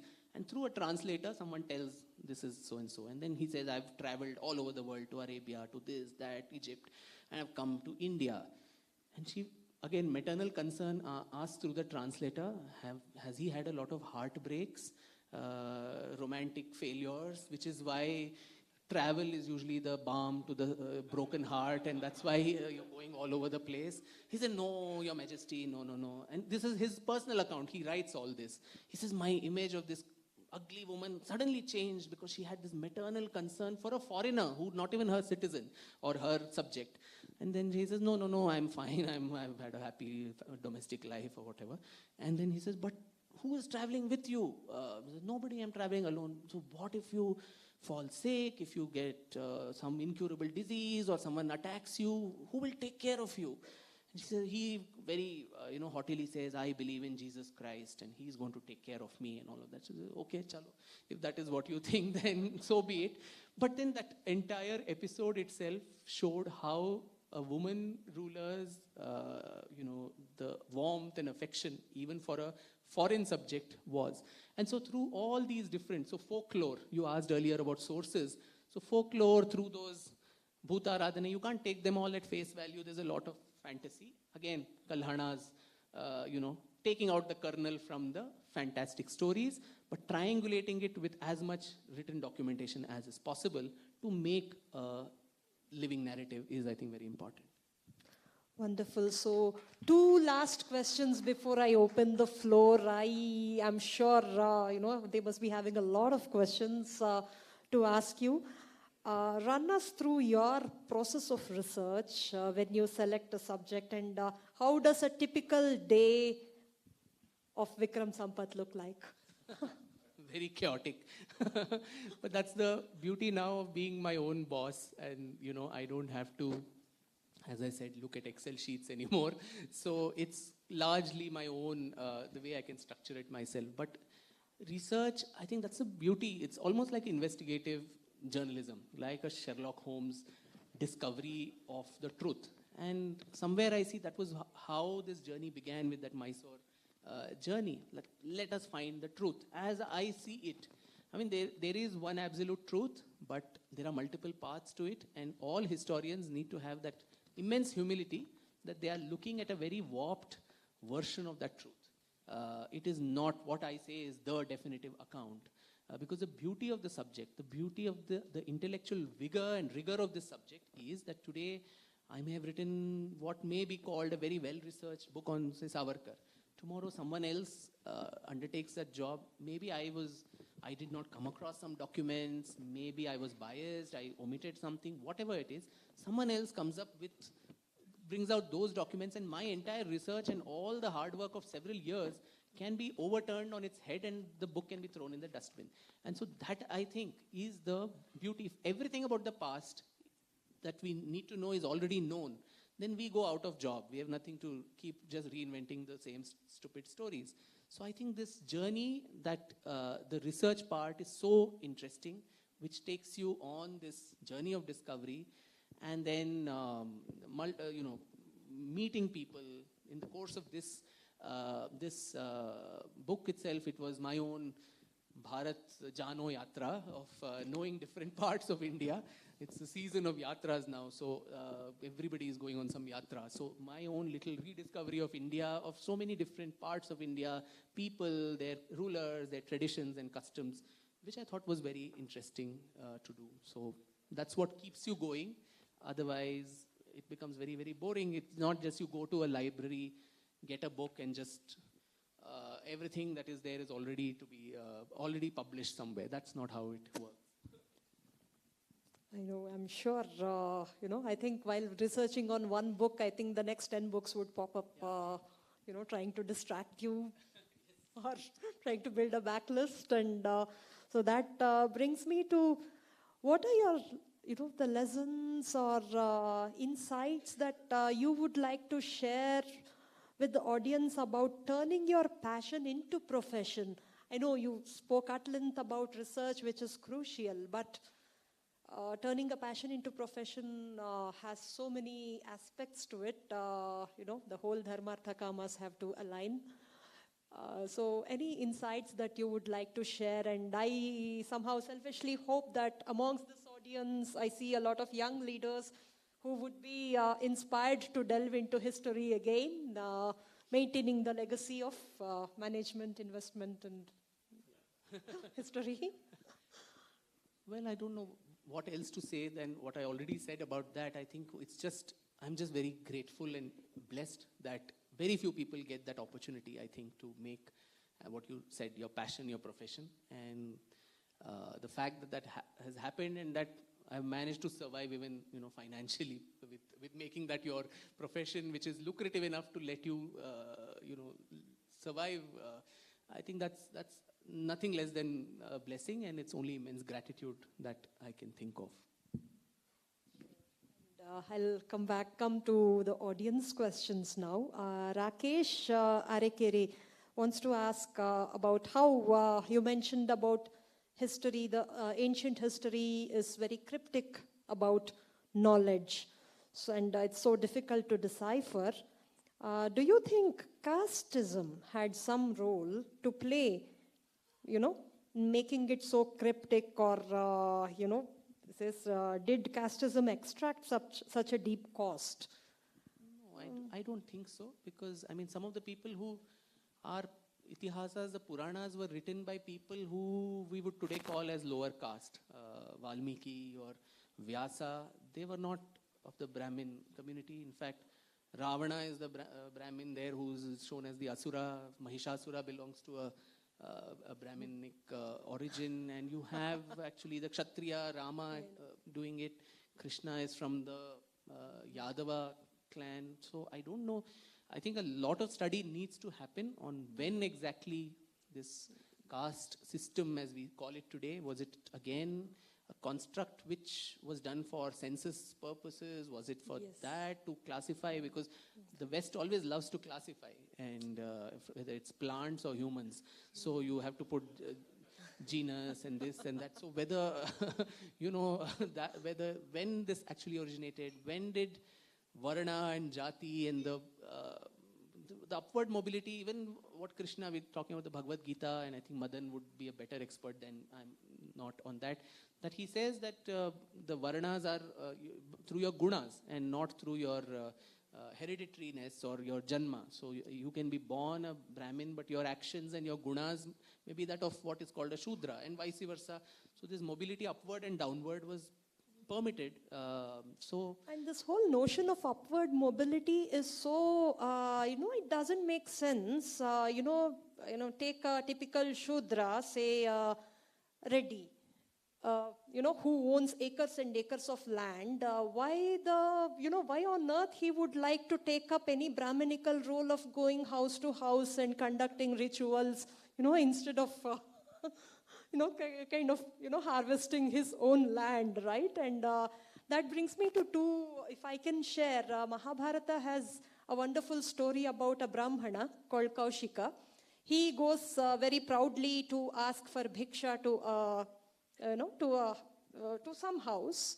And the lady of the house is busy, in her own chores. And before he goes, he has a bath and a bird, it drops on him. And he looks at the bird with a lot of anger, and the tapasya, the strength of his tapasya is so strong that the bird burns into ash. And then he comes to very proud of his power, right? He comes to this house, and the lady of the house takes her own time to come and give him bhiksha. Because she's busy. I mean, she's not waiting to receive, uninvited guests, right? And then he looks at her with the same anger. And she tells him, I am not that crane to burn for, to your stupid rage. Take your food and go. And then he's like, how did you know about that incident? Then she tells him, okay, if you really want to know about this nitty-gritties of how dharma works, I am, my dharma protects me from, this badly placed anger that your tapasya would have given you. But if you really want to know about dharma, go to this butcher called Dharma Vyadha. He will tell you what dharma is. And so this Brahmana with lot of tapasya, lot of powers with him, had to go seeking knowledge from a butcher called Dharma Vyadha. And then, speaking about the Reddy, this one, I found this beautiful calendar of 2009 by WMG, where they had, highlighted Prolaya Vema Reddy, who is the founder of Reddy Empire. And he proudly speaks about his Shudra origins and says, like Mother Ganga was born out of the feet of Lord Vishnu, my clan was born like Mother Ganga, and we will cleanse the impurity caused by these invasions, these Turkic invasions. That's what, he declares in one of his inscriptions. And then he says, I am like Agastya, who swallowed the ocean. I am going to swallow Turkic invasions, Islamic invasions. And I am like Parashurama, who, because he gave away a lot of land to the Agraharas. And like Parashurama won the land but distributed it back, I am going to distribute this land that I won back from the invaders to people who deserve it. And, he's a very proud Shudra. Why would he go for so-called upward mobility where he's really on top? Thank you for listening to these thoughts of mine. Vijay AM wants to ask, even in modern history, why are we taught to read Diary of Anne Frank and not War Diary of Asha Sahai of Holocaust and not Bengal famine? Well, yes, the same answer of how we look at our past. I think in our growing up years, we don't realize, even I didn't while kneeling down, that this is not just a subject which we learn by rote and vomit in exams and get some marks and go away, but the importance of history becomes cognizant to us as we grow up. It is that mirror in which we can identify ourselves as a civilization, as a people. It gives us a sense of identity. It's till you know where you've come from, you don't know where to go ahead. And so the importance cannot be emphasized more. This, as I said, consciously, unconsciously, subconsciously, whatever way, to give that sense of, what are the elements of that past that you make available to. E.H. Carr had said history is all that the historian actually makes available. So there is so much, only what is made available, that is what is history. So it is the historian's subjectivity in letting out the information on everything, including the freedom movement. We're talking about modern Indian history, and that's actually my more area of interest, expertise than ancient and medieval, because I think to be a good ancient or medieval Indian historian, unlike the eminences who are there in this country, you need to know the languages. You need to know Sanskrit, you need to know Persian, you need to know Arabic. We have all the eminences who proudly say, I don't know a single word of that, but still, which other country will allow that? I mean, you can't be, without knowing Hebrew and Latin and then say, I'm an expert on the history of those regions and people. But here it is allowed, because you will then take a lost in translation and make something out of it. So I don't even want to venture there, because honestly, I don't know those languages. But, modern Indian history too, and the freedom movement, which gives us so much recency, it gives us a sense of, so there also the Attenborough film, frame to frame, that is all that we know of our freedom struggle. De di hame azadi bina, khadg bina, bhal, sabarmati ke sant tune kar diya kamal, which is great and fine, but I think alongside this non-violent movement, there was a bloody armed revolution all through in this country. We didn't keep lying down even during that time. From 1857, the first uprising, to 1946, we had the naval mutiny. There was an unending chain of violent uprisings in different parts. The armed revolutionaries and their role, if that story is mapped, then a very different narrative of what the Indian freedom struggle is comes to mind. And we probably would have got independence earlier. So many ifs and buts could be supposition. But, so a lot of this is, why did we not study this? Why were we not told this? How were the revolutionaries shown in our history books? That these were isolated acts of bravery by a few young men here and there, hot-blooded young people. They threw some bomb here, they shot some fellow, and then they were just hanged and they went away. And it's a footnote. But what was the larger strategy of the armed revolution?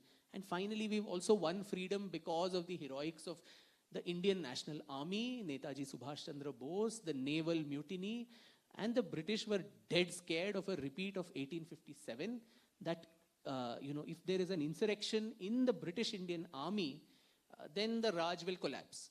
And 1857, the carnage in Kanpur and other places, they did not want that to repeat. And so, in fact, including the way the Indian National Congress was started by A.O. Hume, they used to call it the safety wall. To ensure that, you assuage the Indians with a little bit of concessions here and there, and they're sweet people, they will come on board. We should not have a repeat of 1857, which the armed revolutionaries always, right from the 1857 model also in a very primitive way was that how do you create an insurrection in the army? And once that is done, then the might of the empire collapses. By the time of the Second World War, you had 2.5 million Indian soldiers in the British Army in 1945. Out of that, only about 12,000 were Europeans. The rest of them were Indians, our people, our color, blood, everything, and they are fighting against us only. And so these revolutionaries, the strategy all through, from Lakshmi Bai and Hazrat Mahal and Tantya Tope to Subhash Chandra Bose to Savarkar to the Gadar party to Bhagat Singh to Rash Bihari Bose, all of them was this, that a small percentage of this large number of Indians who are in the army, if they can be seduced to patriotism and you can be won over to the other side, then, the British cannot last. And so what INA did was a culmination of those very efforts. And that is why the British hurriedly left in a haste, actually, and gave us freedom, left the scourge of partition and all of that. But yeah, so as I said, once the narrative is told in a different way, the flavor of the freedom movement itself is very different. But the history is a handmaiden of the victor. And so, in fact, in this book, there's this lovely quote of Chinua Achebe, the Nigerian author, who says, until the lions have found their storyteller, the history of the hunt will always glorify the hunter. And so in India, unfortunately, I think it's always been a hunter's story. Slowly, our lions are squeaking now and trying to find the voice of a nation long suppressed finds utterance, as that famous speech goes. And we hope the squeaks will grow into a roar soon. The hunters get scared. They're already scared, actually. I think you have already answered this. Ganesh, wants to ask you, does your research cover local folklore, those harikathas, pardanis, ballads, which may point to some never before, known historical... He has elaborated enough on the whole classical legends, composed by the poets. Sudhama, we want to ask why Krishna Devaraya is not included. Is it because another dumbbell he deserves? No, I mean, this was like unknown, unsung. I don't know, maybe we, even Chhatrapati Shivaji Maharaj, why would he not be there in something like this? That's also a question. But largely throw light on people whose names also don't ring a bell. I think that is more important. The more near extinction, species, you protect them and then slowly move the torchlight towards other characters. Maybe that's how. A long question by Suvir. I think, he wants to hint that, why didn't the downfall start as the first shrinking of our geography happened with the first invasions and, what that kept on attracting more and more invaders. So when did the exact downfall start is what he's trying. That's also a very interesting question because there is, can I borrow the book? I don't have my own book like a good author, but there is this, just give me a minute. A lot of times we are told that we were probably socially decadent and that is why we got invaded. We were disunited and all of that. But then when the Arab invasions happened in the 7th and 8th centuries, some of the Arab chroniclers who came along, what did they have to say? One such instance that I quote here, Arab cartographer Muhammad al-Idrisi, he notes, and I quote his translation, the Indians are naturally inclined to justice. They never depart from it in their actions. Their good faith, honesty, and fidelity to their engagements are well known, and they are so famous for these qualities that people flock to their country from every side, and hence the country is flourishing and their condition is so prosperous. Unquote. So, this was a foreign chronicler coming with the invader. So he had no reason to eulogize us. But if he is saying that, and there are several others like that, which kind of, was it the chicken and egg problem? Did society become decadent because of the invasions and successive invasions? Or was prosperity was what drew invaders to this land? And there too, invasions we speak of, within a few decades after the passing away of the Holy Prophet, you had the Islamic Empire establishing itself widely in the Central Asia, in Northern Africa, and the Caliphate, the sword of Islam, so to say, ranged from the Atlantic on the west to the very gates of India on the east. All those places, the Babylonian Empire, the Sassanid Empire, all of them collapsed so quickly. But it took 500 years for an Islamic Sultanate to get established in India. From 600 and something, 36, I think, when the first invasion of Sindh happened, even that, for 70 years, Chacha and his son Dahar ensured that they were repelled. And it was only in 712, when Muhammad bin Qasim comes, that finally Debal in Sindh collapses. And even then, the Sindh, beyond that narrow strip of what is Sindh today, the Arabs were not able to conquer vast parts of India, not because they didn't try. They tried every means to send new armies and governors. But you had confederacies that were forming, which we are not told of. Like there was Bappa Raval, there was Jayabhatta, there was Pulakeshin of the Chalukya, Vikramaditya, Danti Durga, the Rashtrakuta. They formed a grand alliance of the west, center, south kingdoms to repel the Arabs. Yashovarman and Lalitaditya, who were otherwise rivals, they combined hands and pushed the Arabs away. So the Arabs never managed to conquer India, though they tried. And the Turks also came, Muhammad Ghazni, Ghori, all these people. Ghori also, I speak about Rani Naiki Devi of Gujarat, who, being a woman regent queen of an infant child of the Chalukya Solanki kingdom of Gujarat, she defeated Muhammad Ghori in what was known as the Battle of Kasarhada in 1178. So much so that Ghori was so humiliated to be vanquished by a lady that he never came back to Gujarat again. Which I'm sure none of us would have read about it in history. But forget none of us here.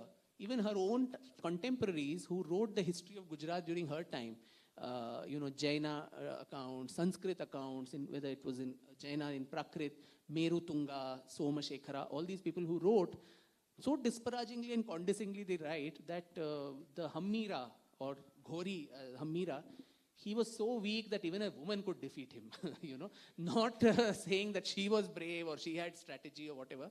If he was strong, then this lady could not have done much. So that also tells of how we look at women in power and all of that, which is sad. But then we did give this, knockback for a significant amount of time. But after, I think, repeated attacks, parts of, India collapsed. And it's not always a glorious picture that every time everyone joined hand, there was disunity. Naiki Devi herself, sends out emissaries to Prithviraj Chauhan, saying, we have this man at our frontier, so let's all join hands and give a bloody nose to him. Prithviraj Chauhan refuses to join hands, and he pays the price. 1178, you had the Kasarhada battle where she wins, but 1191, a few years later, the Battle of Tarain and so on, 91, 92, again, I will be kneeling down for not knowing the exact date. He loses to Ghori and he pays a price for it. So there are two sides of the coin. There were times when we united. There were also times when we disunited. I think the latter should be the lessons for us today. When exactly this started happening, I think around that time, the 13th century onwards. And then, but then never was the whole of India conquered in the way till perhaps even the later Mughals or the early, the East India Company. There were pockets of resistance all the time, even in the heights of Mughal Empire, whether it was Aurangzeb or Akbar, you had rebellions all over the place. All the time of the empire of Delhi was only in crushing, whether it was the Deccan, whether it was Bengal, whether it was Gujarat, whether it was different parts of the country. So it was not a complete collapse, but yeah, after that initial high period, and 500 years is not a small period to maintain that resistance, we did start failing. And I think those periods and those lessons are very important for us as a civilization to see today. Thank you. I'm sad to be ending this very wonderful conversation. I think, given an opportunity, we could go on and on and on. So thank you for this, wonderful exposition of how we should look at history and how history is so relevant, whether we are, pursuing business or, irrespective of the profession. We have so many timeless lessons. So thanks again, Vikram, and thank you, audience. Thank you, everyone. On a weekday evening, as she said, braving Bangalore traffic, coming here and sitting with rapt attention to what is otherwise termed boring history. I think, I somewhere feel I've done that school teacher proud by keeping some interest alive in history. So thank you, everyone. Thank you for the wonderful questions, to Rajesh, to WMG for inviting me. It's been such a great pleasure, and I hope to see you all again soon. Thank you. Thank you. I request you to kindly remain on the dais. I now call upon Dr. Manoj Kumar to give us his closing remarks. Dr. Manoj Kumar is an IFS officer and is a postgraduate in forest genetics. He did his PG diploma in wildlife management from WII Dehradun. He is currently the additional PCCF and managing director of the Jungle Lodges and Resorts, popularly known as JLR. His earlier assignments were executive director of Sri Chamarajendra Zoological Gardens, Mysore, and he's been the director of the Dandeli Anshi Tiger Reserve. In his last role, he served as the chief conservator of forests in Chamarajanagar division, that is home to the 3 important reserves. His area of interest is conservation education. Over to you, sir.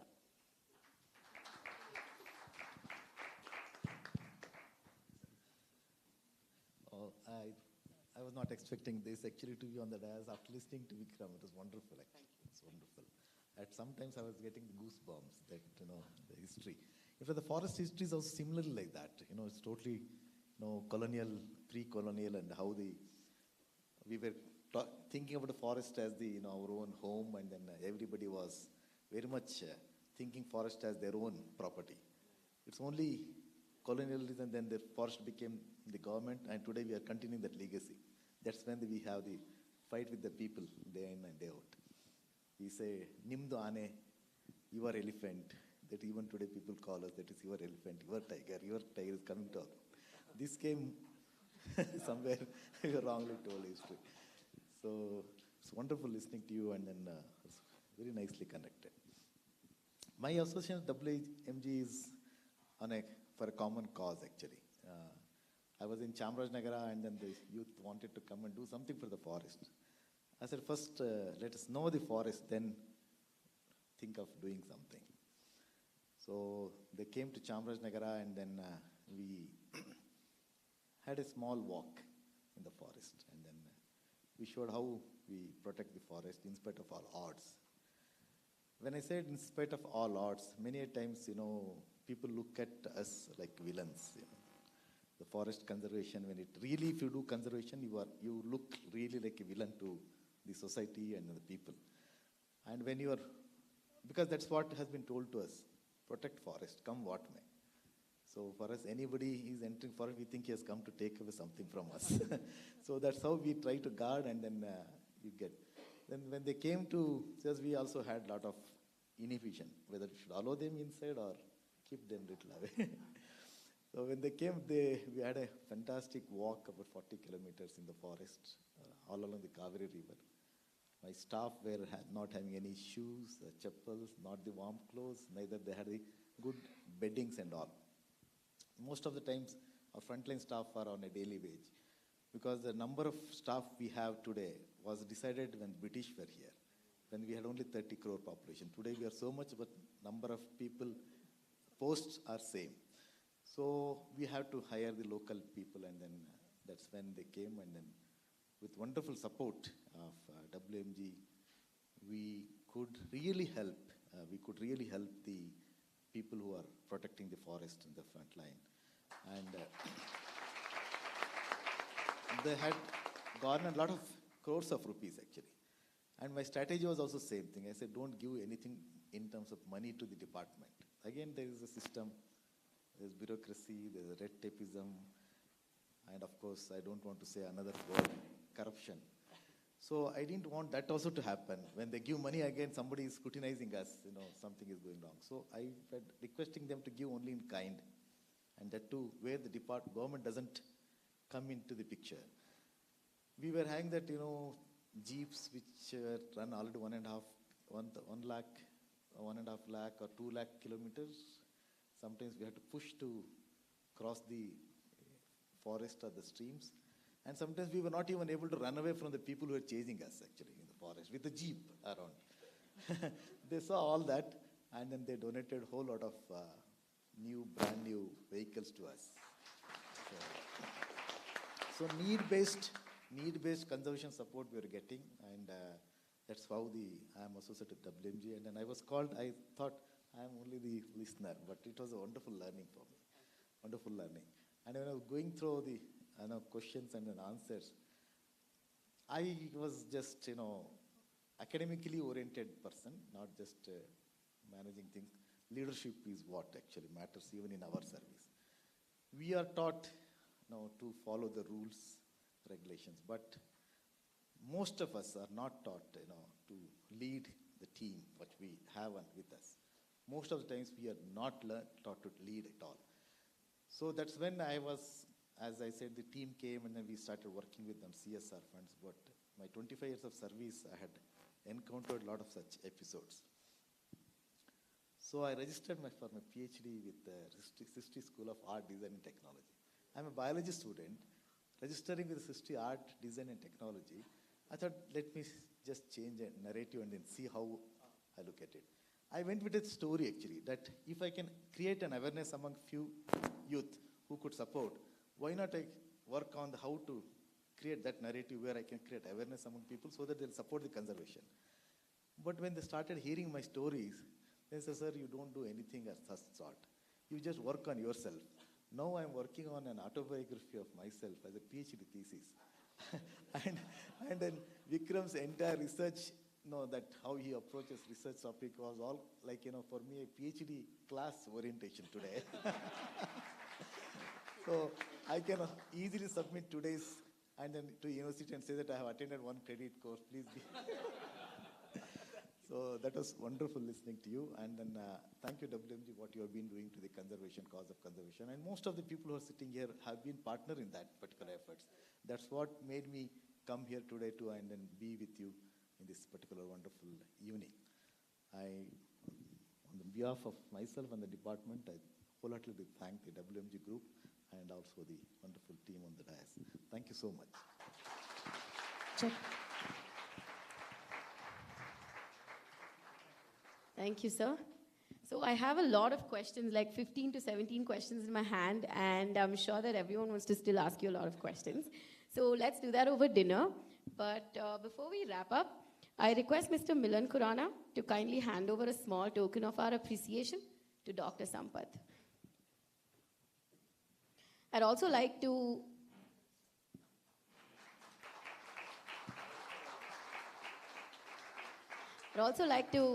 invite Rajesh.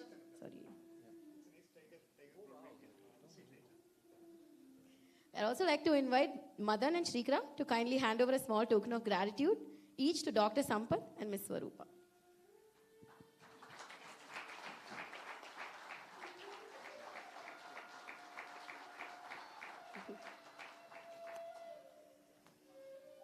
I kindly request Dr. Sampath to hand over a small token of our love to Mr. Manoj Kumar.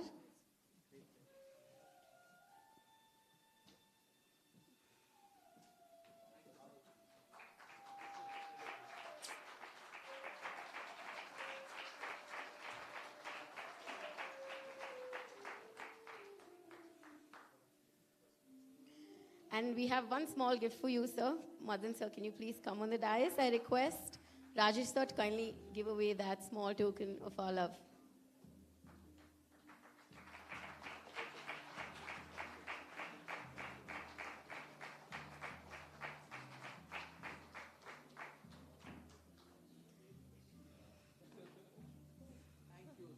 So like I said, WMG is all about experiences, and I hope you guys had a good one.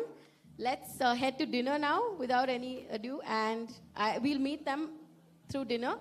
If anyone wants to please come for a group photo, we'd be happy to have all of you here. Just one quick group photo, I think would be nice. Yeah.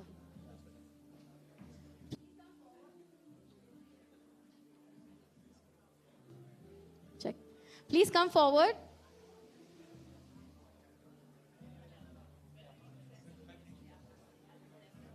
Please.